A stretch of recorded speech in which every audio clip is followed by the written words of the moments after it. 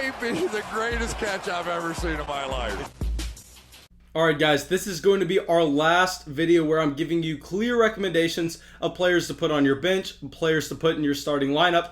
Now, I'm very sorry if I was not able to get to your specific question that you had about your team, but I will be able to be live tonight at 9 p.m. Central, as well as Saturday night at 9 p.m. Central and Sunday morning to answer all of your questions directly. If you are unable to come out to the live stream, just make sure you go follow me on Instagram, and I will be putting something on my story whenever I am looking for it, saying, hey, swipe up with your start set questions. Now, I'm not going to be able to answer everyone, but what I am going to be able to do is I'm going to be able to take 5 or 6 of the questions that I get, and then I will use them in a video that should come out either probably tomorrow, and then we can dive into it and try to break it down to the best of our abilities. But yeah, just make sure you're either following me on Instagram or make sure you go out and just participate in one of the live streams, and I will try my very best to get to your specific question.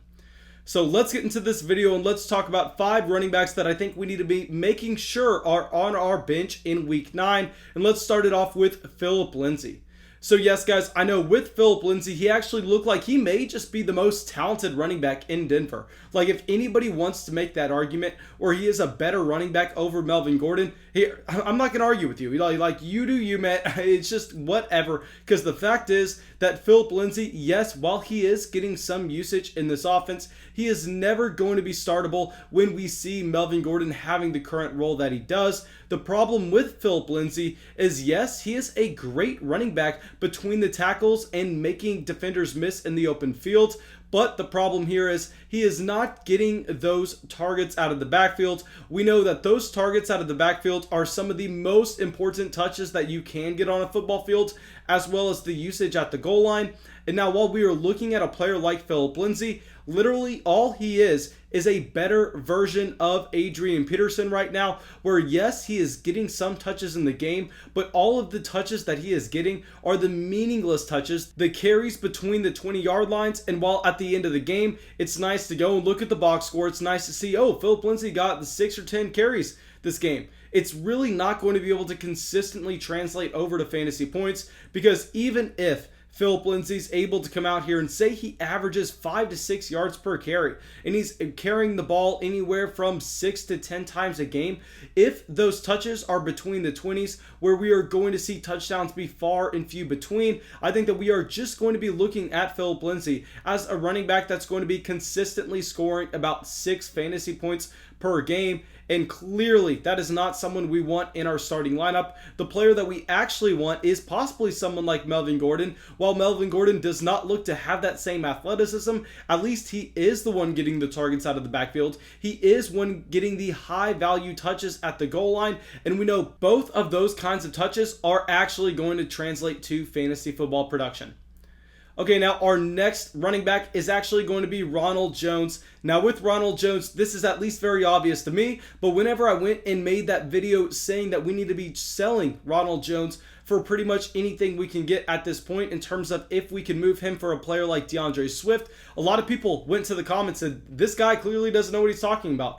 Ronald Jones is still the starting running back for Tampa Bay. And guys, I'm here saying that even if Ronald Jones is still the starting running back with Tampa Bay, which we don't know because he was clearly benched for Leonard Fournette this last game after he lost that fumble. We are still looking at a running back that is not consistently getting third down usage. Now, he was actually able to get 4 targets out of the backfield this past week, but I think that we are going to expect this number to come down with that benching, with him just pissing off Bruce Arians yet again. And with Leonard Fournette, he is on the field for 100% of the Tampa Bay Buccaneers third down plays. So if we are not getting that production from Ronald Jones, if Ronald Jones is at threat to just completely lose his job outright, and we could possibly see Fournette come in and get 70% of the backfield touches in this offense and only leave about 30% for Ronald Jones, guys, this is someone who really has an upside as a mid running back 2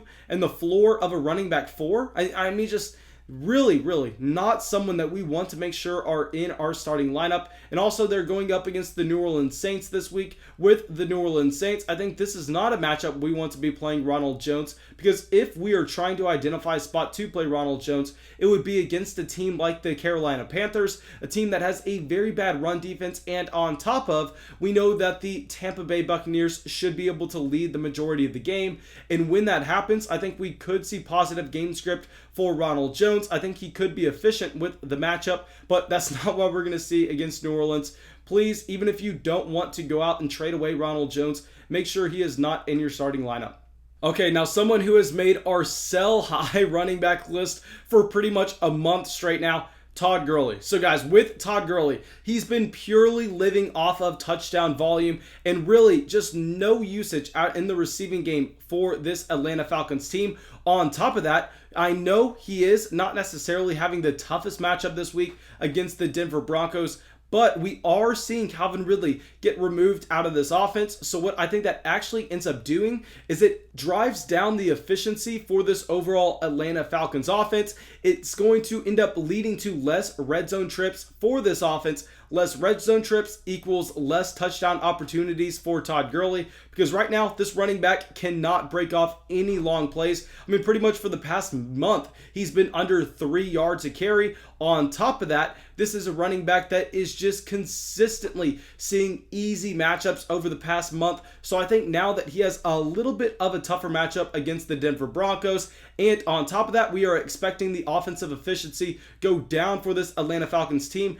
And we have been saying all along that Brian Hill is clearly the better running back in this backfield at this point. I know some people are going to get really upset that I'm saying that, but guys, please just turn on the Atlanta Falcons game. Go look at Todd Gurley. This is not the same player that was formerly the best running back in the NFL. He has lost all juice and he cannot make any big plays happen.